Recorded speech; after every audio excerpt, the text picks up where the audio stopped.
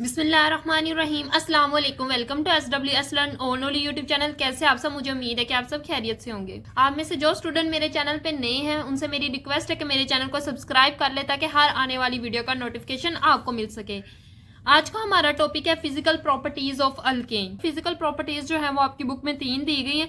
ये लॉन्ग भी आ सकता है, तो मैंने हर प्रॉपर्टी का जो है पॉइंट बना दिया।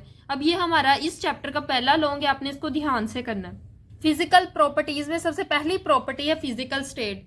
फिजिकल स्टेट यानी वो लिक्विड है, अल्केन्स जो है वो लिक्विड है, गैस है या सॉलिड है। किसी चीज का लिक्विड, गैस या सॉलिड में ना वो उसकी फिजिकल स्टेट होती। अब हम पढ़ेंगे कौन सा अल्केन जो है वो गैस है, कौन सा अल्केन लिक्विड है, कौन सा अल्केन सॉलिड है।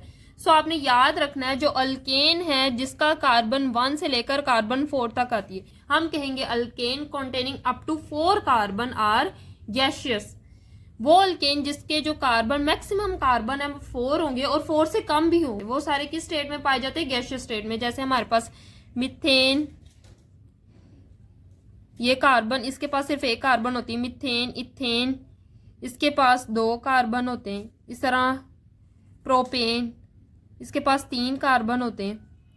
तो इस तरह आगे ब्यूटेन, इसके पास 4 कार्बन होते हैं। सो C1 से लेकर C4 तक जितने भी हमारे पास अल्केन आएंगे वो सारे गैसियस स्टेट में पाए जाएंगे।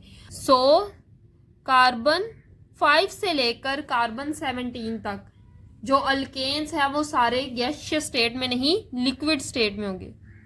वो सारे के सारे लिक्विड में होंगे। यानी कार्बन 5 वाले कौन कौन से आते हैं? पेंटेन, उससे आगे हेक्सेन, उससे आगे हेप्टेन, फिर कार्बन 8 वाला ऑक्टेन, फिर कार्बन 9 वाला नोनेन, फिर कार्बन 10 वाला डीकेन और कार्बन 17। 7 को हम हेप्टा कहते हैं, हेप्टेन, और 10 को डीकेन। तो हेप्टा डीकेन जो है वो कार्बन 17 है। सो कार्बन 5 से लेकर कार्बन 17 तक जितने भी अल्केन आते हैं वो सारे लिक्विड होते हैं।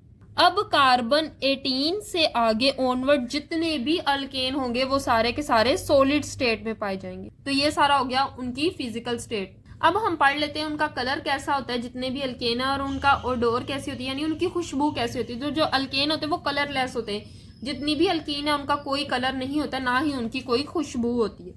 देन आते हैं थर्ड पॉइंट की तरफ, सोलिबिलिटी की तरफ। सोलिबिलिटी के लिए एक रूल पढ़ा जाता है, like dissolve like dissolve like. ये रूल कहता है जो चीज जिस तरह की होगी उसके अंदर वही चीज डिजोल्व होगी। जैसे मैं आपको एग्जांपल देती हूं, NaCl सोडियम क्लोराइड। अब सोडियम के ऊपर होता है पॉजिटिव, क्लोरीन के ऊपर होता है नेगेटिव। तो ये क्या है? एक पोलर कंपाउंड जिसमें चार्जेस होते हैं ना, वो कंपाउंड पोलर होता है। ठीक है। इसी तरह आते हैं वाटर की तरफ। पानी ऑक्सीजन पे नेगेटिव होता है, पार्शियल नेगेटिव, और हाइड्रोजन पे ऊपर पार्शियल पॉजिटिव होता है। ये भी एक पोलर कंपाउंड हो गया।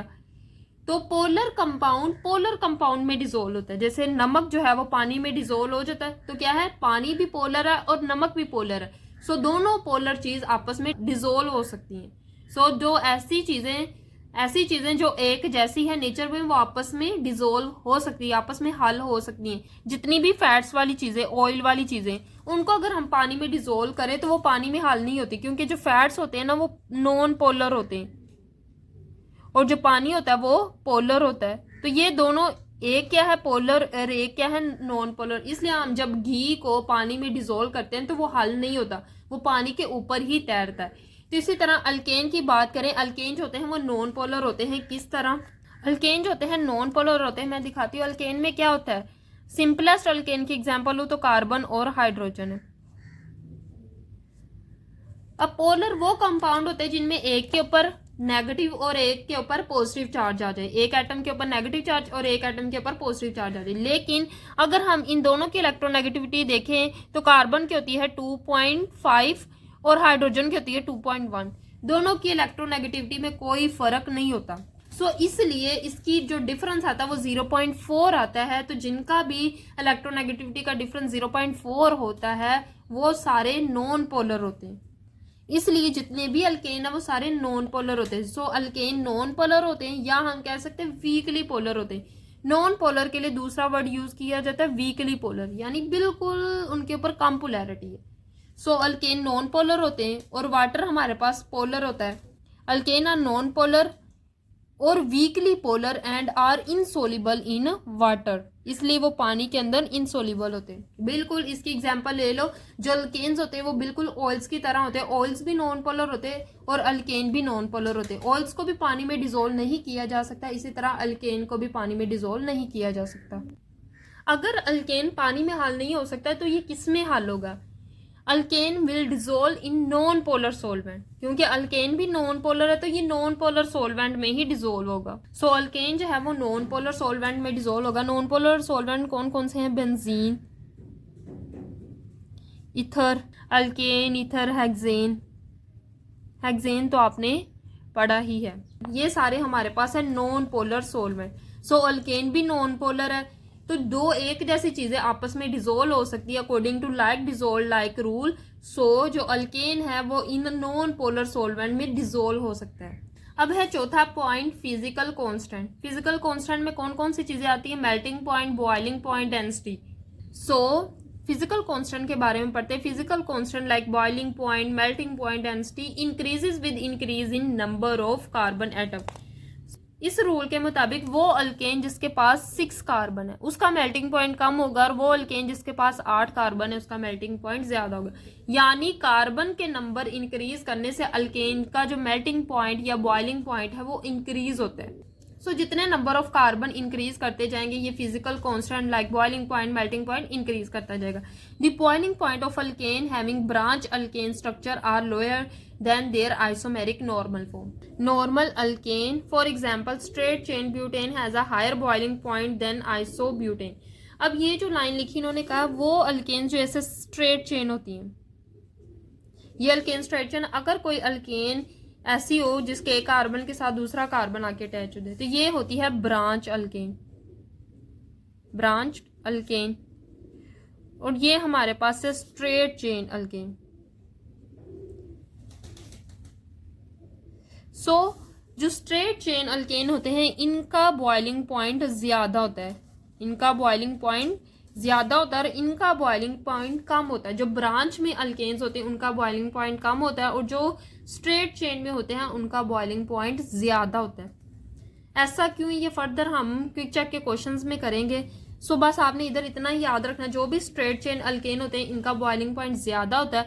अगर वही अल्केन का एक कार्बन उठा के ब्रांच में लगा दिया जाए तो उनका जो बॉइलिंग पॉइंट है वो कम हो जाता है। जैसे एग्जांपल दी है स्ट्रेट चेन ब्यूटेन। ब्यूटेन किस तरह होती है? 4 कार्बन, 1 2 3 4। सो इसका जो उन्होंने बॉइलिंग पॉइंट दिया है वो -0.50 सेंटीग्रेड है। अगर हम ब्रांच में ले, ब्रांच में किस तरह होगा? एक कार्बन के साथ दूसरी कार्बन ब्रांच में होंगे 4 कार्बन ही, ये देखो 1 2 3 4, लेकिन एक ब्रांच बन जाएगी। अब ये भी क्या है? आइसो ब्यूटेन, लेकिन ये ब्रांच ब्यूटेन है। सो इसका जो बॉइलिंग पॉइंट है वो है -11.7 सेंटीग्रेड। अब आपको ऐसा लग रहा होगा ये तो 11.7 है, ये ज्यादा है, और 0.50 ये कम है। तो ऐसा नहीं है, माइनस में जो रकम जितनी बड़ी होगी वो उतनी ही छोटी होगी। ये माइनस है, इसके साथ माइनस साइन है, यानी माइनस में जो रकम जितनी बड़ी होती है एक्चुअली में वो उतनी ही छोटी होती है। सो इसका बॉइलिंग पॉइंट कम है और इसका बॉइलिंग पॉइंट ज्यादा है। क्विक चेक 11.2 करते हैं। पहला क्वेश्चन है, why do branch alkanes have lower boiling point than straight chain alkane. हमने बात की थी कि स्ट्रेट चेन अल्केन जो होते हैं उनका बॉइलिंग पॉइंट ज्यादा होता है और ब्रांच चेन अल्केन का बॉइलिंग पॉइंट कम होता है। ये हमने फिजिकल प्रॉपर्टीज ऑफ अल्केन में पढ़ा था। अब ऐसा क्यों होता है? So the boiling point of alkane is determined by strength of intermolecular forces between the molecules. जैसे हमारे पास एक ये मिथेन है CH4 और एक ये मिथेन है CH4, इन दोनों के दरमियान जो फोर्स ऑफ अट्रैक्शन है ना, जितनी ज्यादा होगी उतना ही ज्यादा बॉइलिंग पॉइंट होगा किसी भी अल्केन का। अब उन्होंने कहा है the branch alkane have lower boiling point than straight chain alkane because they have smaller surface area for intermolecular forces. अगर मैं आपको एग्जांपल दूं ब्रांच अल्केन की तो वो कुछ इस तरह होती है, सपोज इस तरह उसके साथ ब्रांचेस होती हैं, एक कार्बन के साथ दूसरे कार्बन ने ब्रांच बनाई होती है। अगर स्ट्रेट चेन की बात करें तो वो इस तरह होती। तो अगर इसने दूसरे मॉलिक्यूल के साथ फोर्स ऑफ अट्रैक्शन क्रिएट करनी तो वो यहां से भी कर सकता है, इस कार्बन से भी, इस कार्बन से भी, इस कार्बन से भी और इस कार्बन से भी। चारों तरफ इसका सरफेस एरिया बहुत ज़्यादा है इंटरमोलिक्यूलर अट्रैक्शन के लिए दूसरे मोलिक्यूल के साथ। इसी तरह इसके पास कोई दूसरा मोलिक्यूल इस तरह होगा तो ये चारों तरफ से जो है दूसरे मोलिक्यूल के साथ अट्रैक्शन शो कर सकता है। लेकिन अगर इसकी बात करें तो ये सिर्फ इस कार्बन से, इस कार्बन से और इस कार्बन से अट्रैक्शन शो कर सकता है। ये जो कार्बन जिनके साथ ब्रांच लगी हुई है उस कार्बन के साथ ये अट्रैक्शन शो नहीं कर सकता। यानी वो इस कार्बन की ऊपर वाली साइड से तो दूसरे मॉलिक्यूल के साथ अट्रैक्शन शो कर सकता है, लेकिन इस कार्बन की नीचे वाली साइड पे तो कोई और कार्बन है, उधर से अट्रैक्शन शो नहीं कर सकता। सो इसका सरफेस एरिया कम हो जाएगा अट्रैक्शन के लिए दूसरे मॉलिक्यूल के साथ, फोर्स ऑफ अट्रैक्शन के लिए, इंटरमोलिकुलर फोर्स ऑफ अट्रैक्शन के लिए।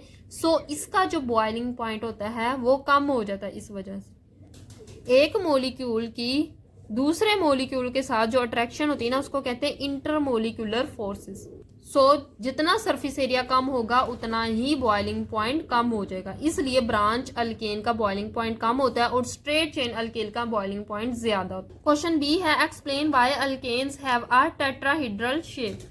अल्केन्स की टेट्राहेड्रल शेप क्यों होते हैं? हमने शेप ऑफ अल्केन में पढ़ा था कि जो अल्केन है उनकी शेप टेट्राहेड्रल होती है। ऐसा क्यों होता है?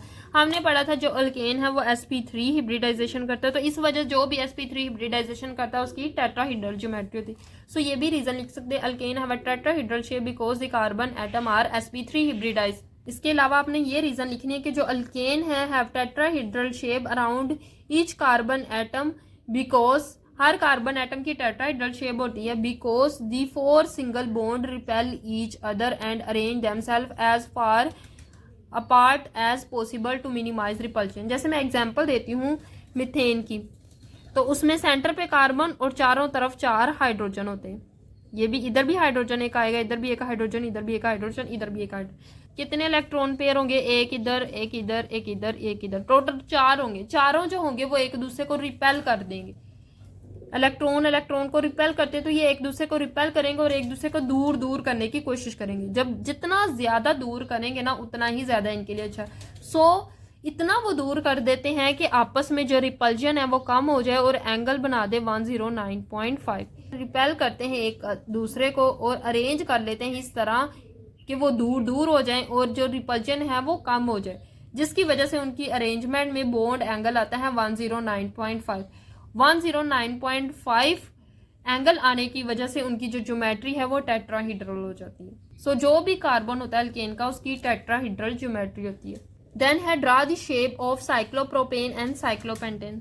सिंपल सी साइक्लोप्रोपेन और साइक्लोपेंटेन की शेप ड्रॉ करनी। सो साइक्लोप्रोपेन की पहले ड्रॉ करते। प्रोपेन मीन 3 कार्बन, साइकिल का मतलब साइकिल 1 2 3। साइकिल में हर कार्बन के साथ 2 हाइड्रोजन होते हैं। सो ये बन गई शेप ऑफ साइक्लोप्रोपेन और जो इसकी शेप है उसका नाम है ट्राइएंगल। ये का एक बिल्कुल ट्राइएंगल की शेप है। सो साइक्लोप्रोपेन की शेप होती है ट्राइएंगल। अब हम साइक्लोपेंटेन की बनाते हैं। अगर हम साइक्लोपेंटेन की सिंपल शेप बनाए ना तो 5 कार्बन होते हैं। पेंटेन का मतलब 5 कार्बन, हर कार्बन के साथ 2 हाइड्रोजन। लेकिन एक्चुअली में पेंटेन की शेप ऐसी नहीं होती, होते 5 कार्बन ही। उसकी शेप होती है 1 कार्बन, 2 कार्बन, 3 कार्बन, 4 कार्बन। इस तरह पहले इनको आपस में मिला लो, 1 कार्बन इधर आ जाता है इस तरह। इसके साथ भी 2 हाइड्रोजन, हर कार्बन के साथ 2 हाइड्रोजन लगा जाते हैं। तो इसकी शेप बिल्कुल इनवेलप की तरह होती है, इसलिए इसकी शेप का नाम है इनवेलप शेप। सो ये थी आज की वीडियो। मुझे उम्मीद है कि आपको वीडियो पसंद आई होगी। वीडियो पसंद आई तो वीडियो को लाइक करें और मजीद इसी तरह की वीडियोस के लिए मेरे चैनल को सब्सक्राइब करें। दुआ में जरूर याद रखिएगा। अल्लाह हाफिज़।